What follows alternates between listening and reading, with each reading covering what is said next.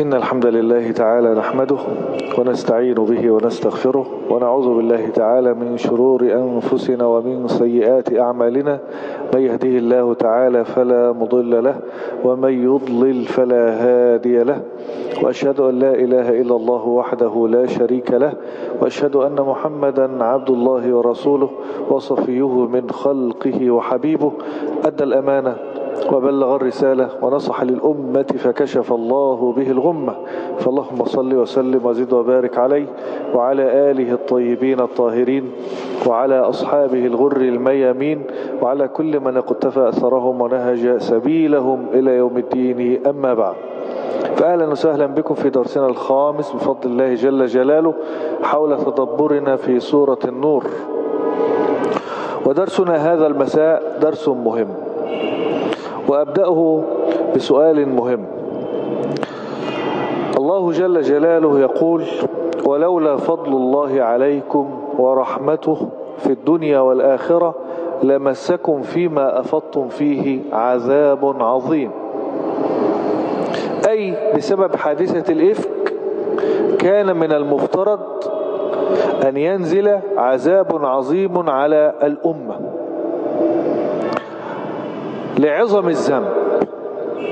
السؤال: لماذا لم ينزل هذا العذاب؟ ولماذا لم ينزل الهلاك؟ سؤال مهم، وهذا السؤال موجود في كل زمان وفي كل مكان. أحيانا الأمة بترتكب معاصي تسبب الهلاك، ومع ذلك لا يحدث لها الهلاك. ليه؟ وفي ناس تانية وأمم أو بلاد يحدث لها هلاك، زي قوم عاد وثمود وقوم لوط، مش كده ولا ايه؟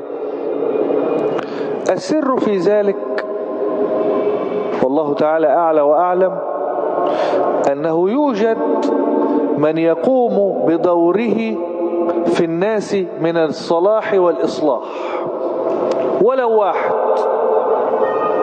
ولو ايه؟ ولو واحد. نعطي مثال. مصر مثلا ايام فرعون كان فيها اكبر انواع الفساد على وجه الارض، فيها كلمات لم تقال في اي مكان اخر. كلام فرعون: ما علمت لكم من اله غيري أنا ربكم الأعلى. ده كلام خطير، ومع ذلك ما حدث هلاك لمصر. ليه؟ لأن كان في آسيا امرأة فرعون التي كانت تقوم بدورها في الإصلاح والاستغفار والتبرؤ من الظلم. فيه مؤمن آل فرعون الذي قال: أتقتلون رجلا أن يقول ربي الله، ثم قام بالنصح للناس وإرشادهم إلى الخير. ولذلك ميزة هذه الأمة في حديث نبيها عليه الصلاة والسلام: لا تزال طائفة من أمتي ظاهرين على الحق. هذه الطائفة هي سبب نجدة هذه الأمة. يبقى الناس الآن في أمس الحاجة إلى هؤلاء، والمجتمع عكسي. يعني ايه عكسي؟ لماذا قال الله ذلك مع أن هذه الآية نزلت في أفضل وأطهر وأروع جيل على ظهر الأرض، وهو جيل الصحابة؟ ليه؟ لأن هي مسألة عكسية. كلما زاد الصالحون ووجد ولو رجل يفسد وهذا الفساد أثر، ممكن المجتمع يضر بهذا الفساد. والعكس، المجتمع لو فاسد في الجملة ولكن وجد فيه رجل صالح، رجل، هذا الرجل يفيد المجتمع بأكمله. شفت دي؟ يفيد الايه؟ المجتمع بأكمله. ولذلك الله سبحانه وتعالى أخبرنا أنه ما كان ليعذب قريش ما كان ليعذب قريشا وفيها رسول الله، مش كده ولا ايه؟ فمنع العذاب عنهم بسبب وجوده عليه الصلاة والسلام، وأن فيهم من يستغفر. عشان كده احنا الآن بندفع الناس دفعا إلى الدين، إلى التقوى، إلى الصلاح. ليه؟ حفاظا على كل الناس. فالدين هو علامة الأمن والسلامة لكل المجتمع، والشيطان لا يريد ذلك. الشيطان يريد الفساد والإفساد في الأرض. ليه؟ حتى يهلك الناس، حتى يهلك الناس. ودي مسألة مهمة جدا. عرفنا المسألة دي ازاي؟ اهو قال لك ايه؟ ان الذين جاءوا بالإفك عصبة منكم. قلنا عصبة عدد كبير من الناس، سواء الذين قالوا او سمعوا ولم ينكروا.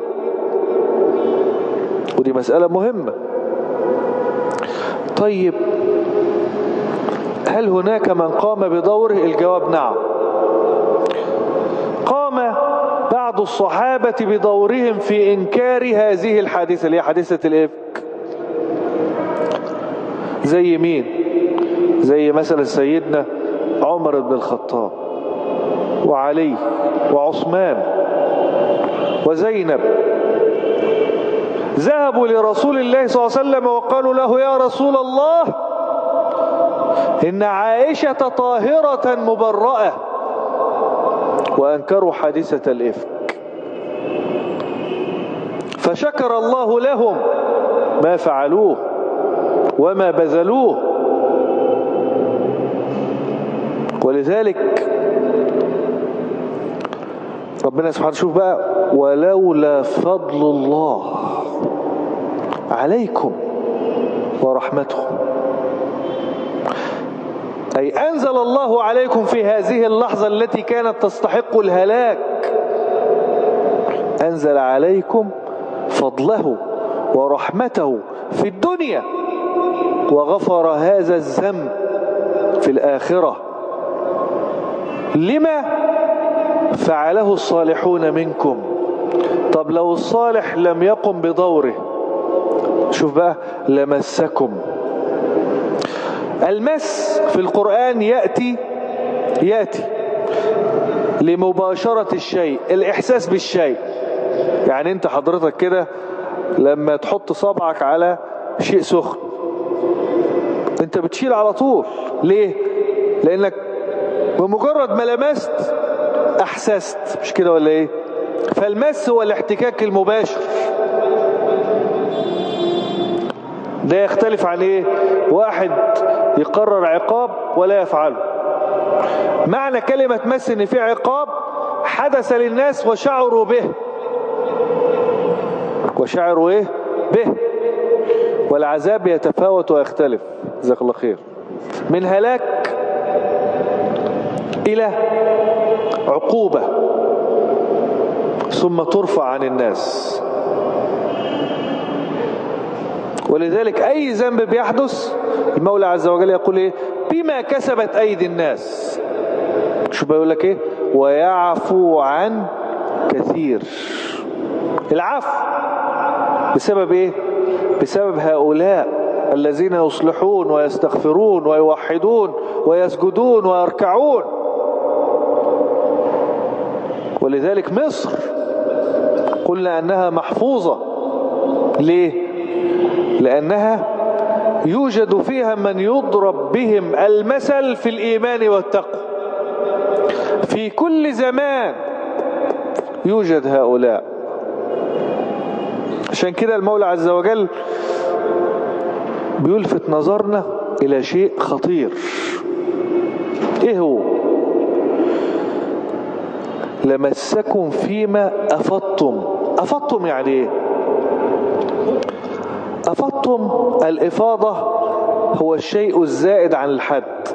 يعني بقول لك ايه، فاض الشيء، فاض المال، يبقى انت صرفت واتبقى. فمعنى أفضتم هنا فيما أفضتم فيه. أفضتم يعني ايه؟ أي أكثرتم في الحديث عنه، تماديتم، ازددتم. يبقى هذا شيء فيه من الإثم، أنكم تكلمتم في حادثة الإفك عن امرأة شريفة طاهرة مؤمنة مبرأة، ولم تتكلموا بقدر عادي، بل زدتم في الكلام، زدتم وتماديتم وأفضتم. يبقى ده زيادة عن الحد. ولذلك الجزاء من جنس العمل. لما تزود في المعصية العقوبة تزداد. العقوبة ايه؟ تزداد.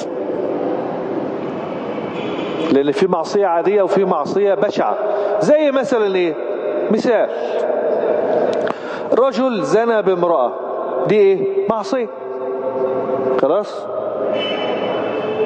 طب رجل زنى بزوجة جاره، ها، ما هي نفس الزنا؟ لا، دي زيادة، لأن في حرمة أشد. طب رجل زنى بمحارمه، زيادة، مش كده ولا ايه؟ والعياذ بالله. فكلما زدت في الذنب كلما زدت في العقوبة. فهنا الذنب شديد. ليه؟ لأنه في امرأة تمس عرض النبي شخصيا عليه الصلاة والسلام، والذي يؤذيها يؤذي رسول الله شخصيا، ودي كارثة. يبقى ده ذنب عظيم جدا. ولذلك المولى عز وجل يقول لك ايه؟ شوف الآية تاني، ولولا فضل الله عليكم ورحمته في الدنيا والآخرة لمسكم، أي لباشركم ونزل بكم عذابا تشعرون به وتتألمون له بسبب ما أفضتم وزدتم وتماديتم في الحديث عن عائشة رضي الله عنها. ولذلك سماه الله ايه؟ عذاب عظيم. عظيم. والعظيم حينما تأتي في اللغة للزيادة. بقول لك ايه؟ هذا الرجل عظيم، زيادة في مكانته، في قيمته، ده للزيادة. يبقى العذاب هنا كان نازل عذاب شديد جدا. ليه؟ شوف المولى هيديك بقى، ده اسمه اسلوب خبر. هيقول لك ايه اللي حصل. إذ تلقونه. تلقونه دي في اللغة المفروض تتلقون، مش تلقون، تتلقى. يعني بقول لك دي 2 تاء، في واحدة حذفت. حذفت ليه؟ لإفادة سرعة أخذ الشيء بدون تروي. أما أقول لك إيه؟ مثلا فلان الفلاني ده راجل وحش، أنت ما صدقت سمعت بسرعة، شفت واحد فلان الفلاني ده وحش،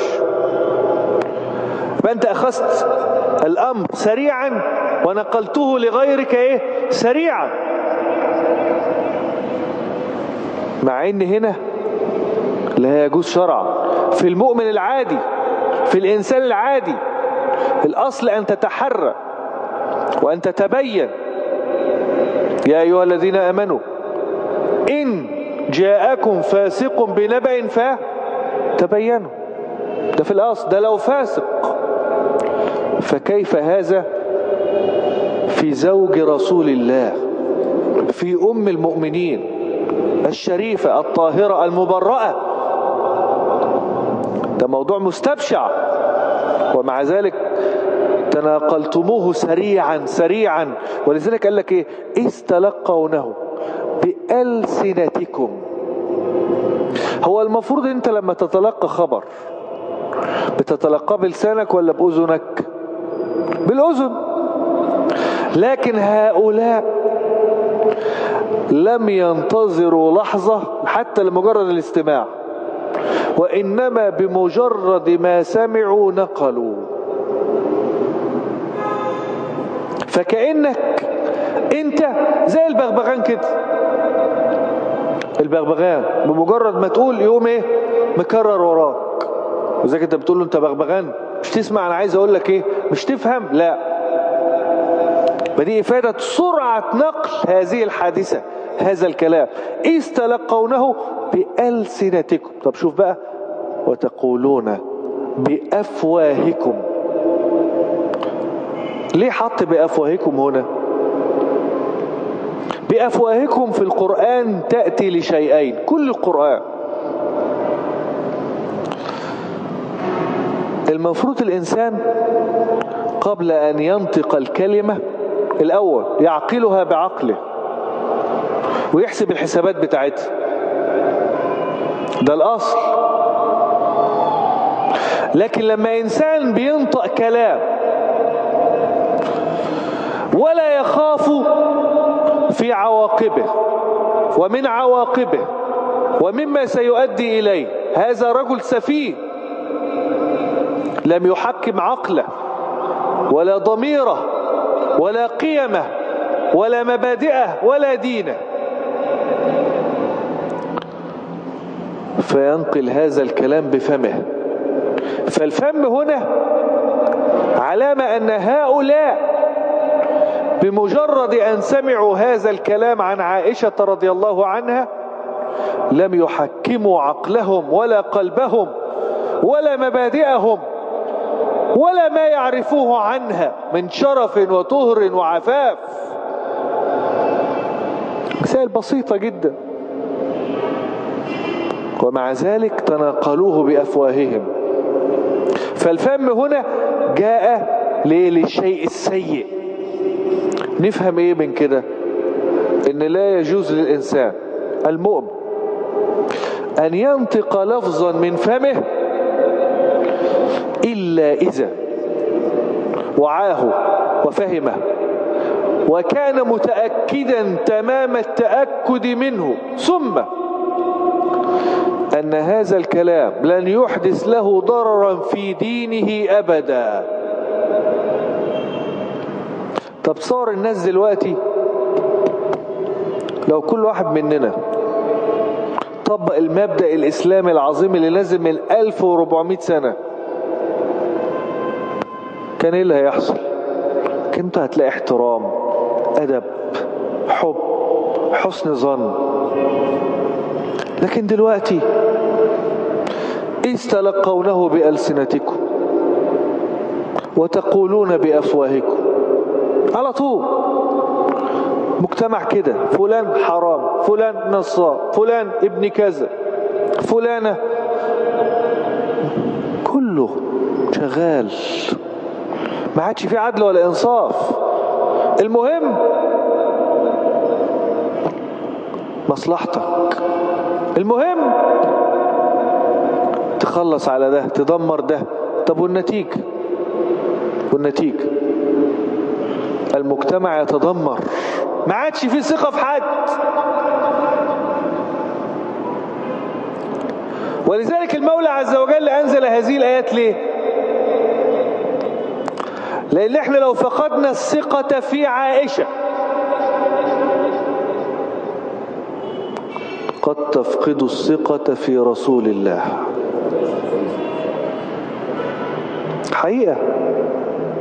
حقيقة وإذا فقدت الثقة في رسول الله فقدت الثقة في الله. صح؟ نتائج.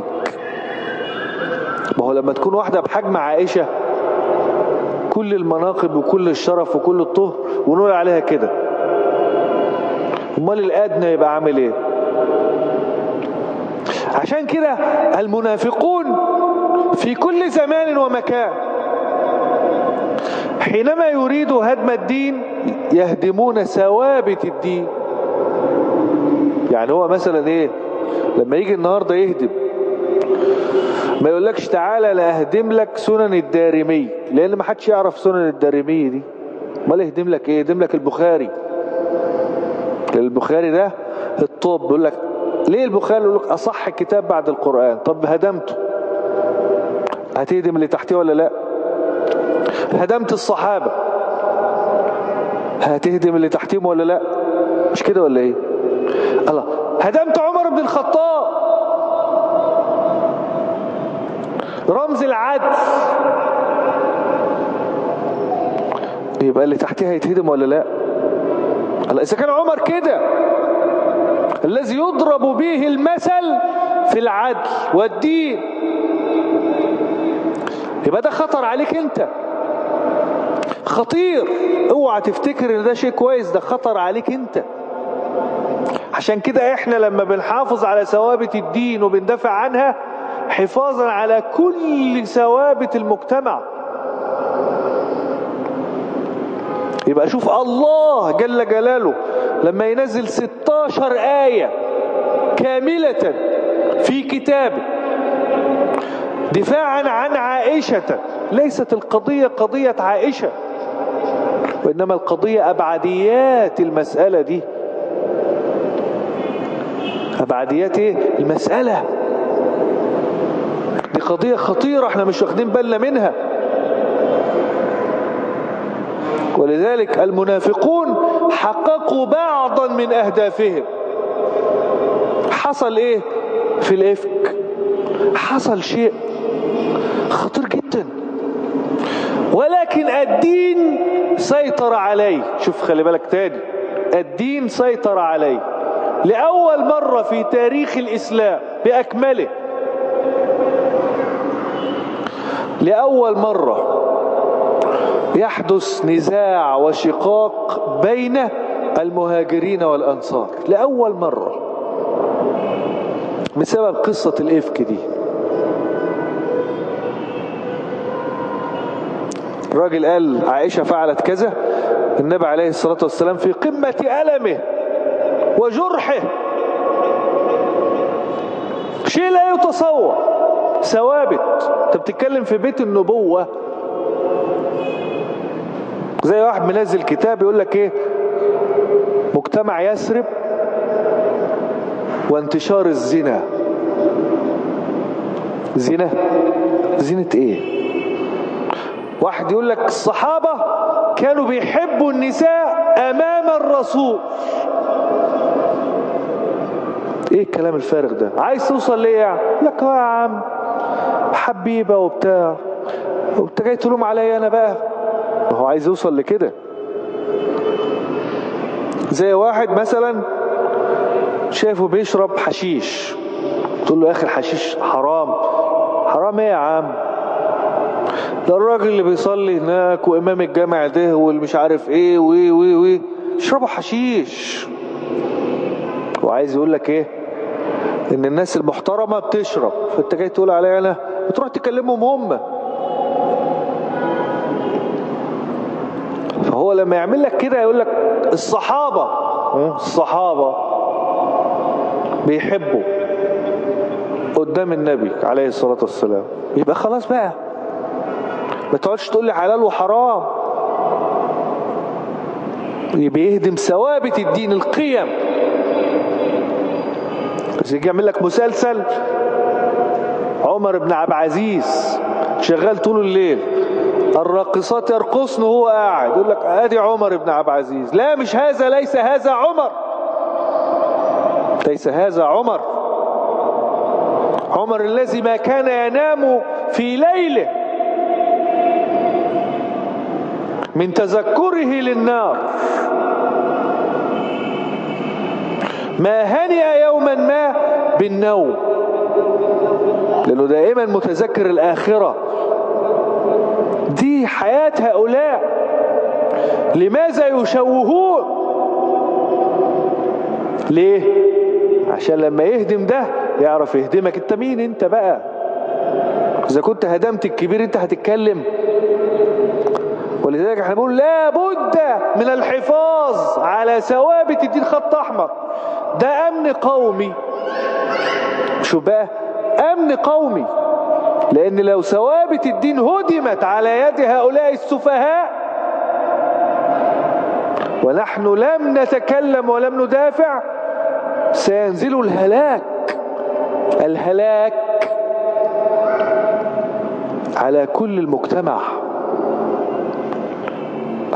الله يغار على دينه وعلى حرمته. مش دي حقيقة ولا لا؟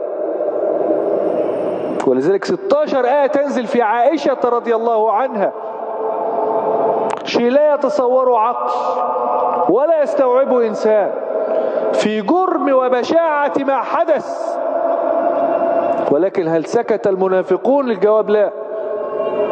الذي تكلم بالإفك من 1400 سنة رجل عبد الله بن سلول. طب دلوقتي بص عندك كم واحد في الأمة الإسلامية بيحملوا هذا الفكر؟ كم واحد في الأمة الإسلامية يرددون هذه العبارة القذرة؟ كم؟ ملايين. احنا بنسميهم الشيعة، يسبون عائشة ليل نهار، ويسبون أصحاب النبي ليل نهار. ملايين في إيران. الشيطان وسوريا والعراق وحدث ولا حرج. واجب شرعي الدفاع عن الصحابة والدفاع عن ثوابت الدين حفاظا لكل المجتمع من الهلاك. دي قضية عقيدة. لكن النهاردة المسلم مشغول، شغلوك بالاقتصاد والسياسة، شغلوك. وأين الدين؟ مشكلة كبيرة في حياتنا النهاردة، مشكلة فعلا خطيرة. أنا عاوزك تهاجمني، هاجمني، ما عنديش مشاكل، أنا عادي، اشتمني، اضربني، ما عنديش أي مشاكل، هاجم ما تريد، ولكن ما تستغلش الهجوم عليا. يقول لك الشيخ فلان الفلاني. يا عم الشيخ ده مش معصوم، بشر، مش قدوتك النبي من الآخر. لقد كان لكم في رسول الله قدوة. والله لو شيخ و10 و15 و55 يا عم مش مهم، مفيش مشاكل. لكن إياك أن تنقل هذا النقد من الشيخ، خلي بالك بقى، للدين. شفت دي؟ من الشيخ لإيه؟ للدين.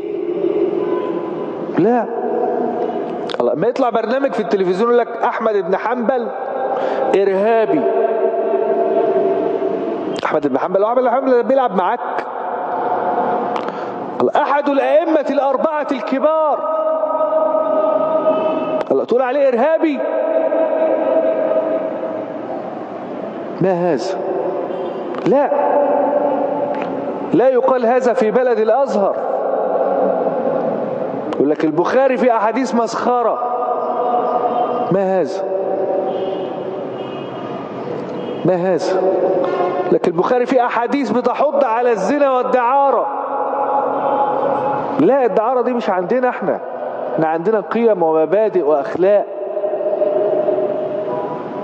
هذا هو الإسلام. ولذلك احنا لما بنتكلم في هذه الأمور مش تعصب، لا، ده واجب شرعي، دون أن نؤذي أحدا أو أن نسب أحدا أو نشتم أحدا.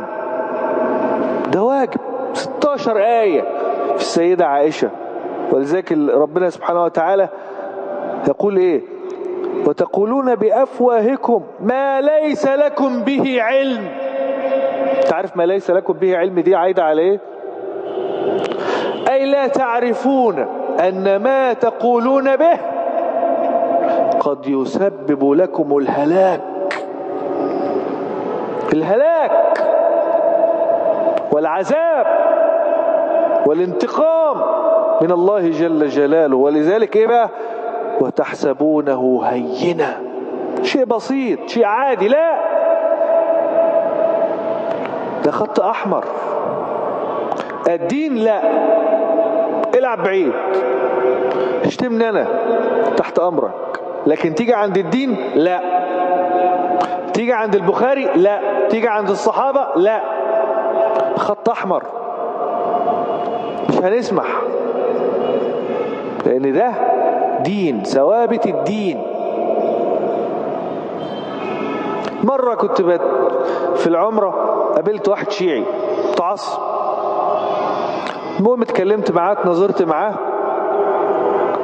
كلمته بأدب، مش شتمتوش ولا حاجة. المهم يعني حصل نوع من الاستلطاف، فبقول له من الآخر كده: انتوا ليه مصطادين البخاري وسيدنا عمر والسيدة عائشة؟ فقال لي: انا هقول لك من الآخر، ما هو انا لما اهدم البخاري واهدم عمر ابقى هدمت كل الدين. طب ليه؟ قال لك: لان النهارده احاديث الصلاه دي اللي احنا بنصليها مين اللي جايبها؟ ما هو الصحابه، وموجوده فين؟ في البخاري. طب لو طلع الصحابي ده وحش والبخاري ده غلط، يبقى الصلاه اللي انت بتصليها ايه؟ غلط. والحج اللي انت بتحجه والعمره ضيع الدين كله، ولا ايه؟ وبعدين تبدأ تشك.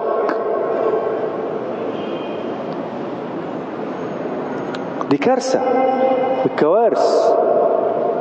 شوف: وتحسبونه هينا، شيء عادي بسيط. لا، وهو عند الله عظيم. شوف ده كلام ربنا، مش كلام ما بجيبش حاجة من عنده. وهو عند الله عظيم. طب إذا كان عند ربنا عظيم، وما عندك انت يبقى ايه بقى؟ الله، شيء معظم عند الله، يبقى يكون عند المسلم ايه؟ اللي بيحب ربنا معظم ولا لا؟ الله يعظم الآن من شأن عائشة رضي الله عنها.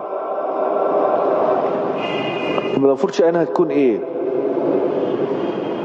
لذلك انت بتستعجب، مع ان الناس دي يعني بفضل الله ممكن تجيبهم لمس كتاف بهيافة.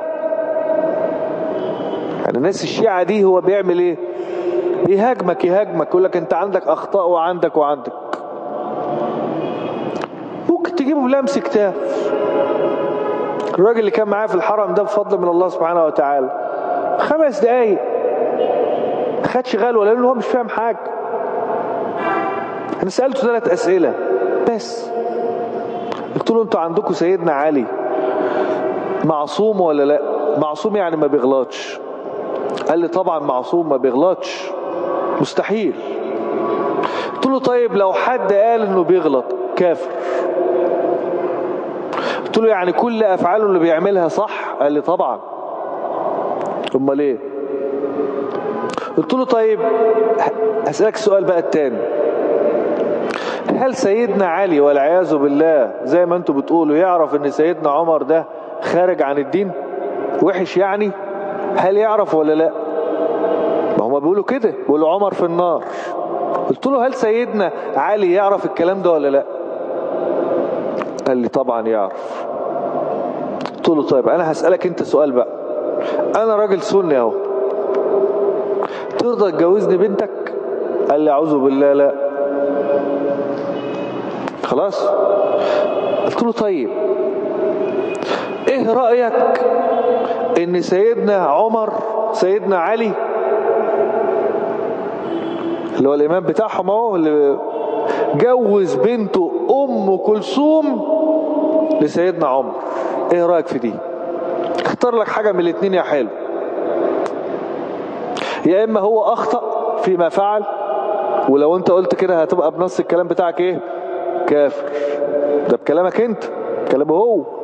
يا اما هو خلي بالك بقى يعلم ان سيدنا عمر ده صحابي جليل وجوز بنته لصحابي جليل، ولو انت خدت التانية يبقى كلامكم كله عن سيدنا عمر ايه؟ غلط. اختار لك واحدة من الاتنين. اما اللي هو ما جوزهاش له ولا الكلام ده مظبوط. قلت له طب خد عندك مصادر الشيعة، جبت له 4 مصادر من كبار الشيعة اللي هم زي البخاري ومسلم عندنا. عمل كده سكت، لمس كتاف، مش شطارة، حقيقة. ما الذي بتعمل كده ليه؟ في ايه؟ الفطر جرالها ايه؟ الناس جرالها ايه؟ الله، ايه اللي جرى؟ ما هي القضية معروفة معلومة، ما فيش فيها لف ولا دوران. واحد يقول لك المعيشة غالية، الطرق وحشة، المش عارف ايه. عاوز الطرق كويسة وعاوز المعيشة كويسة، ألف ب. لا هي بسياسة ولا بحاكم ولا بمجلس الشعب ولا الكلام ده كله، هي ألف ب. ألف ب. ومن يتق الله يجعل له مخرجا ويرزقه من حيث لا يحتسب. بس مش شطارة. الله، انت راجل ما بتصليش وبتسب بالدين، عاوز ايه؟ ماذا تنتظر؟ انت راجل بتسب اللي بيرزقك، ما بتركعلوش، ما بتسجدلوش، ماذا تريد؟ الله يا اخي، يا اخي حط نفسك انت بشر، ابنك عاق ليك، ما بيسمعش كلامك، ما بيحترمكش، بالله عليك انت هتحبه؟ هتديله؟ مش دي الحقيقة؟ ولله المثل الأعلى. إنما الأمة دي لو جت الصبح ووقرت الله والدين وأهل الدين، أنا أوقن بما أقول الآن طبعا. ولو أن أهل القرى آمنوا واتقوا، كلام ربنا. حد عنده شك في كلام ربنا؟ لفتحنا عليهم بركات من السماء. هتلاقي البركات، هتلاقي الأموال بترف. إنما احنا أمة دراويش في كل حاجة، دراويش حتى في علاقتنا مع ربنا. ده الحرامي دلوقتي وهو راح يسرق، يا رب وفقنا يا رب. الرقاصة وهي بترقص، يعني جايبين رقاصة بره في التلفزيون. ايه سر النجاح والشهرة؟ عشان بتقي الله في شغلي. الرقاصة بتقول كده، بتقي الله في شغلي. الله، بهز صح. ايه ده؟ ايه الكلام ده؟ مش ده بيتقال؟ وفي ناس معتقداه. ما ينفعش يا جماعة، في ثوابت، في حلال وفي حرام، ثوابت. وبعدين انت تيجي في كل حاجة تغيرها. يعني بتيجي على الخمرة حرام ولا حلال؟ حد يختلف؟ بس يغير، يقول لك مشروب روحي، مشروب روحي، مشروب روحي. تيجي على الزنا، حد يختلف الزنا حلال ولا حرام؟ يقول لك ايه؟ علاقة حميمة. تيجي على الربا اللي ربنا بيقول ايه؟ وأحل الله البيع وحرم الربا، كلام واضح مفيش في نقاش فيه. على الربا يقول لك ايه؟ فوايد، حاجة بتفيدك. لا مش بتفيدني والله، فوايد. مش بيسموها كده برضو ولا بيغير؟ تيجي بقى على واحد بقى شاب طالع متدين عايز يصلي في المسجد، يقول لك ايه؟ متشدد، ارهابي، اصولي، مش عارف ايه. يا عم انا مش ارهابي ولا حاجة والله، انا بخاف اقتل نملة. الله، ارهابي في ايه؟ انا عملت ايه؟ طب ما انا طول عمري عايش في البلد دي، ايه اللي جرى؟ شاب عايز يدخل المسجد يصلي، ايه مشكلته؟ وبعدين الحمد لله احنا من يوم ما دخلنا في مجال الدعوة بفضل من الله سبحانه وتعالى، اكبر حاجة بنحاربها التكفير وقتل الناس واذى الناس. يعني انتوا فاكرين ايام مثلا تفجير مديرية الامن؟ كانت خطبتي هنا في الجمعية، انا خطبت على بشاعة هذا الأمر. طبعا مفيش نقاش. فما تجيش تقول لي بقى وهيقول لك اصل في داعش. انا مالي يا عم، انا ما اعرفش حاجه اسمها داعش، انا اعرف حاجه اسمها اسلام. اي مسمى مهما كان يخرج عن قواعد الاسلام انا بريء منه. ده الف ب مش محتاجه كلام يعني. لكن احنا كل اللي بنقوله ايه؟ بدل ما الشاب يروح للمخدرات، بدل ما الشاب يضرب ابوه، بدل ما الشاب ينحرف، لما يجي الشاب الحمد لله يصلي يا عم ويتوضى ويبقى شاب طاهر ويحفظ قرآن ويبقى مجتهد في الدنيا. يعني ما بحبش واحد بيسقط في كليته، ده فشل. انا عايزك تطلع الاول، يبقى دنيا واخره. وقت الصلاة صلي، خلصت صلاة اتفضل روح شوف شغلك بما يرضي الله، بأمانة، بضمير. ده الدين، ده الدين. مش عايزين اكتر من كده، عايزين الأمة تبقى كده. الله، يبقى مش في مصلحة حد ان احنا النهاردة كل يوم قلنا اعدائنا استفادوا من قصة الافك في ايه؟ لأول مرة المهاجرين والأنصار يحصل مشكلة، يتخانقوا مع بعض. النبي عليه الصلاة والسلام طلع المنبر قل من يعذرني في رجل يتكلم في عرض. أم سيد الأنصار قال يا رسول الله إن كان منا قتلناه جبهولك، وإن كان من إخواننا من المهاجرين ثم الأوس والخزرج بقى أمرتهم ففعلوا ذلك. فقام التاني سيد الخزرج وقال له ايه؟ كذبت والله لا تقتله. قام قايم واحد بقى من بتوع الأوس قام قايل له إنك منافق وتدافع عن وإذا بالصحابة يتقاتلون أين؟ في مسجد رسول الله بين يدي رسول الله. لولا الدين لكانت حدثت كارثة. الدين هو اللي جمعهم تاني. الدين. وطول ما انت في جاهلية لازم تلاقي خناق ومسميات وجماعات، والمجتمع عمال يتفتت حتت حتت حتت حتت. الدين لازم هو اللي يحكم النهاردة. يحكم ازاي؟ اهو الكلام ده الصحابة أفاضل. لما تسمع حاجة عن أخوك المسلم لا تقولها إلا إذا كنت متيقن تمام اليقين فيما تقول. شوف تمام اليقين، وإلا فهذا أمر عظيم عند الله. لكن دلوقتي الأعراض كل من هب ودب، أي حاجة اشتم اتهم، كله بيخون كله. ما ينفعش. مجتمع هيعيش ازاي؟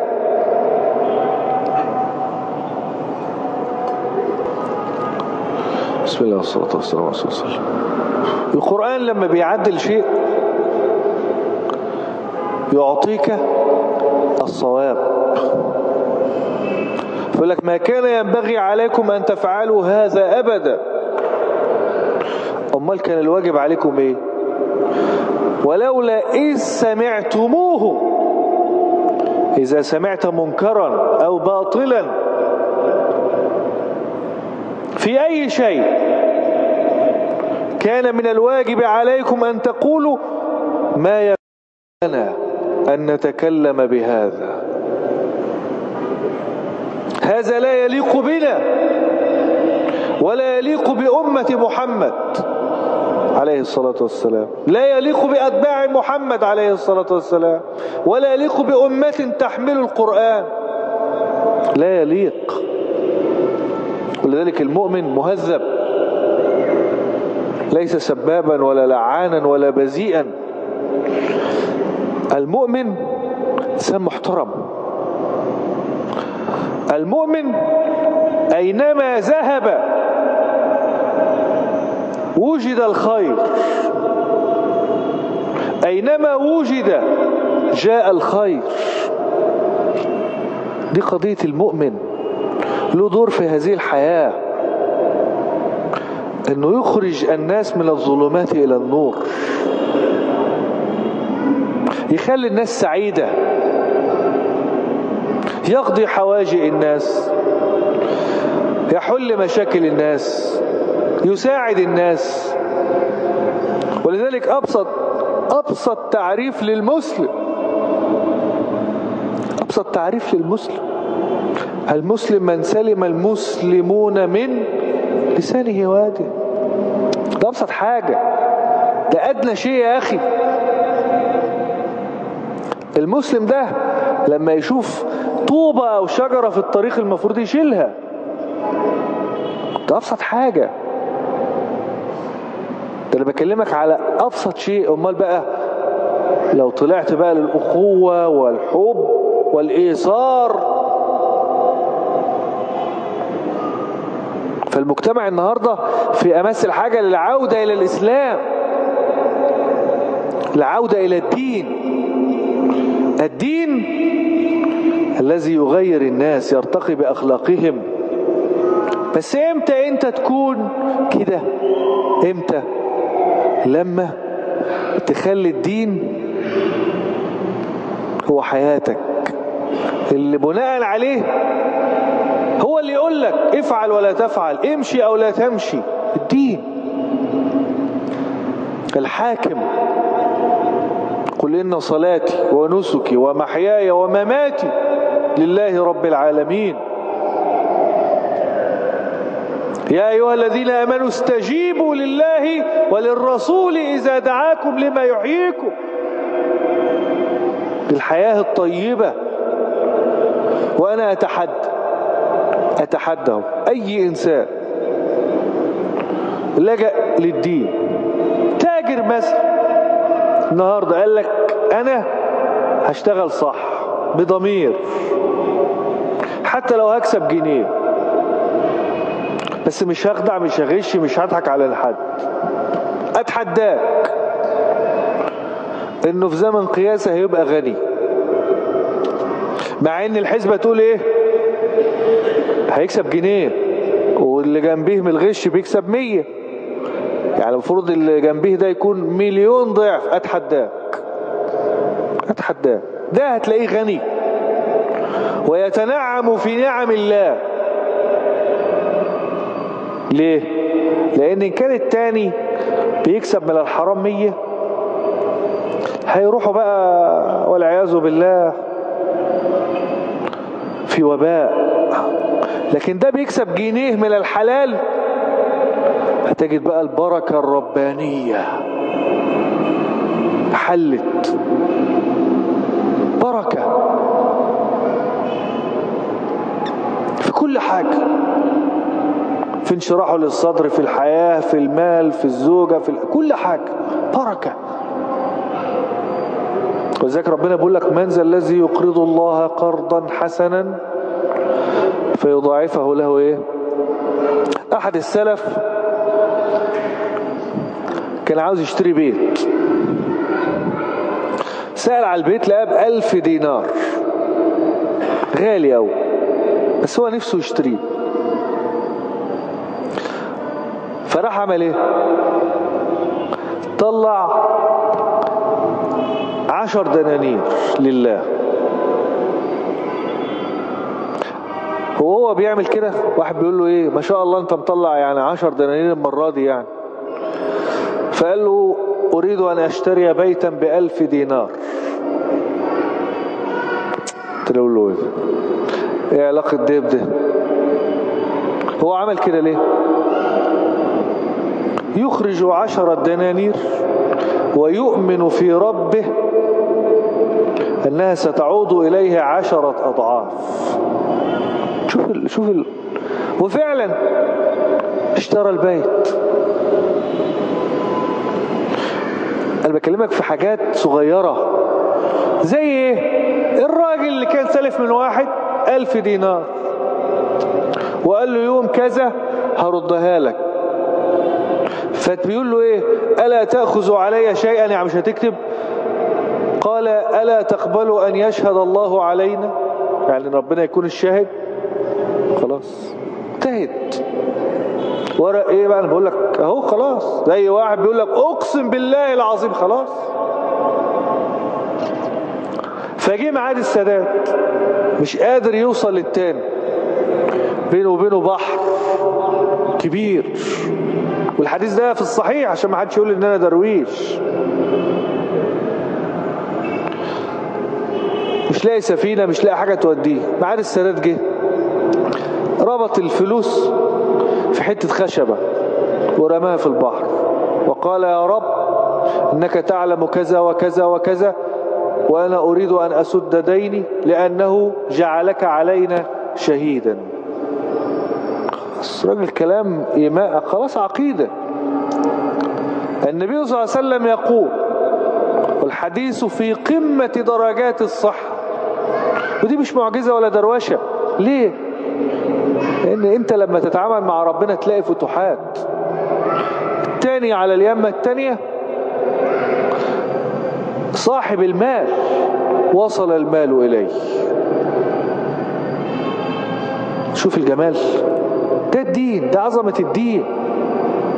اليقين المطلق في الله، المطلق، أنت تتعامل مع ربك بلا خوف،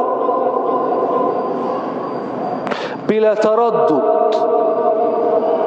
شوف بقى هتلاقي ايه مقابل ايه، وهيحصل لك ايه و لكن لما تبقى بتتعامل مع ربنا كده وانت ملقلق، لا ما ينفعش، لا ما ينفعش. شوف بقى ما يكون لنا أن نتكلم بهذا سبحانك، وسبحانك دي تأتي في الشيء المعجز. بقول لك ايه؟ سبحان الذي أسرى بعبده. حط سبحان هنا ليه؟ لأن الله سيفعل وسيحدث الآن أمرا خارقا للعادة. فإذا قال الإنسان كيف يذهب النبي صلى الله عليه وسلم من بيت الله الحرام إلى بيت المقدس ثم يصعد إلى السماوات العلى في جزء من الليل؟ نقول له اقرأ الآية. الله يقول سبحانه، أي هذا الأمر ليس من فعل الإنسان العاجز، وإنما من فعل الإله القادر. طب العصر الحديث بتاعنا دلوقتي، الإنسان الذي يبول ويتبرز ويمرض، الإنسان عمل ايه؟ عمل مكوك فضائي بيخليك تعبر القارتين في بضعة سويعات. مش كده ولا ايه؟ الإنسان العاجز. طب إذا فعل الإنسان هذا واستطاع ذلك، أفلا يستطيع الخالق أن يفعل؟ بس المشكلة أنك بتقيس بعقلك العاجز، والله قدرته لا حدود لها. دي حقيقة. ولذلك المؤمن يقول سبحانك، هذا لا يليق بك ولا يليق بجلالك وعظمتك أن أقول هذا. لا، أنا أخاف منك ومن هيبتك ومن عظمتك، ولن أقول هذا أبدا. ولذلك بقول لك سبحانك هذا بهتان عظيم، هذا كذب، هذا منافي للدين والقيم والمبادئ. لا، لن أفعل هذا، وحرم ذلك على المؤمنين. شوف بقى ربنا بيقول لك ايه؟ يعظكم الله. يا سلام، يعظكم الله أن تعودوا لمثله أبدا. إياكم أن تعودوا لأخلاق الجاهلية، إياكم أن تفعلوا هذا مرة أخرى. شوف بقى الشرط، مختومة بشرط خطير، شرط اسمه مقيد معلق، إن كنتم مؤمنين. أي إذا أردت أن تكون مؤمنا صادقا في إيمانك فعلامة ذلك ألا تخوض في أعراض الشرفاء، في أعراض المؤمنين، ألا تفعل المنكر، ألا تفعل أفعالا تتصادم مع الدين.